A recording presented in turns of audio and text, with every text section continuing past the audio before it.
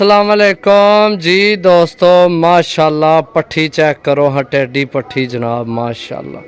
तुहानू जोड़ा देसा बनाना तुसी आप है, आखना जनाब शो कराने माशाल्लाह। ये 10 पारनी पट्ठी, ये ली 10 पारनी पट्ठी है जनाब माशाल्लाह।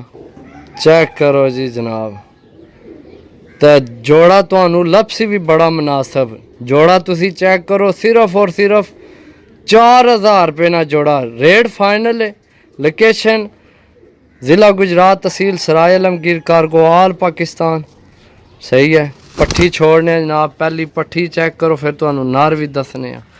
इस ना नार भी जड़ा इस नाल तुहानू देना ना, वो भी चेक करने। बड़ी अच्छी पार्क कुंदे नहीं है, चेक करो जनाब माती जी। दोस्तों नार चेक करो जनाब। मैं आना के इसनी कोई शायद चेक कराने की ज़रूरत ही कोई नहीं, अल्लाह ने हुक्म ना।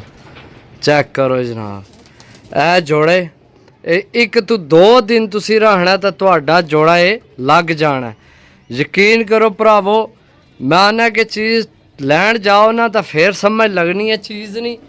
सही है, फिर समझ लगनी है चीज़ें नहीं। तो ये जनाब 4000 रुपया रेट, मैं तुहाडे को कुछ भी नहीं मंगया।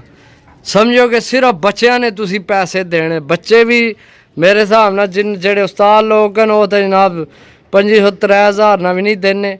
तुसी जोड़ा चेक करो, इंशाल्लाह बनाना तुसी आप है जोड़ा, इंशाल्लाह रिजल्ट मिल सी। नर अपनी नस्ल विच है, मादी अपनी नस्ल विच है माशाल्लाह। चेक करो टैडी जोड़े, सिर्फ 4000 रुपये ने यार। रेट मंगया के है मैं, वो मंगया के है तुहाडे कोल, कुछ भी नहीं है मंगया ओए।